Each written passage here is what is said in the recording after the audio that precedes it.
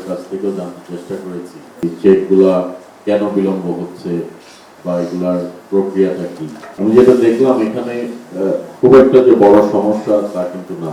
আমার মনে হয়েছে যে এখানে সমস্যাটা হচ্ছে আন্তরিকতার অভাবে আপনাদেরকে সঠিক মূল্যায়ন, আপনাদের যে পাওনা, আপনাদের যে প্রাপ্য সেটা আপনারা সঠিক সময়ে সঠিক অ্যামাউন্টে পাননি।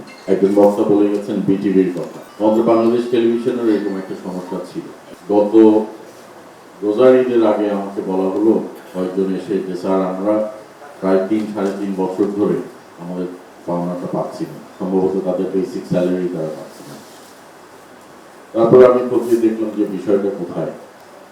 এগেন সমস্যাটা ছিল আন্তরিকতায়। আমি যেদিন ঈদের বন্ধ হলো শুক্র শনি সহ অফিস খোলা রেখে, ব্যাংকের 2টি ব্রাঞ্চ খোলা রেখে তাদের পাওনাটা আমরা মিটালাম।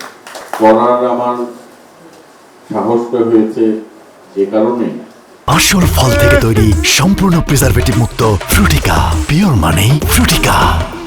কারণ একটি বন্ধের দিনে অফিস খোলা রাখা সাহস হয়েছে এই কারণেই, কারণ আমরা যে দল করি বাংলাদেশ জাতীয়তাবাদী দল, এর চেয়ারম্যান এবং মাননীয় প্রধানমন্ত্রী তারেক রহমান সাহেব একটি মানবিক মানুষ।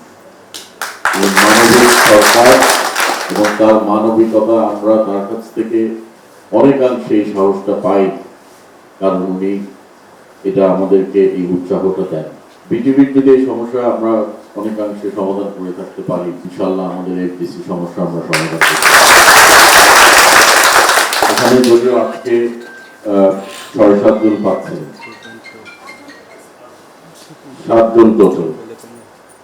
জন টোটাল আপনার 8 নম্বর 8 জনের নাম লিখেছেন, 1-2 জন পাচ্ছে।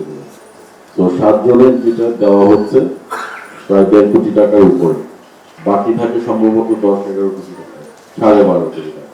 আমি অবশ্যই এটা অর্থমন্ত্রী মহোদয়ের সাথে কথা বলবো এবং আমরা এক ইনস্টলমেন্টে না পারলে 2-3 ইনস্টলমেন্টে হলেও আমরা চেষ্টা করবো যত দ্রুত সম্ভব সমাধান করা, এবং এটা যেন একটা রেগুলার প্রসেস হয় সেই বিষয়ে আমাদেরকে দেখতে হবে। আমরা এটা দিয়েই চলে গেলে আমার ব্যাকলগ থাকবে, লাভ হচ্ছে না। আমাদের এই প্রসেসটা ঠিক মতো করতে হবে যেন আপনারা আপনাদের পাওনাগুলো ঠিক মতো পান।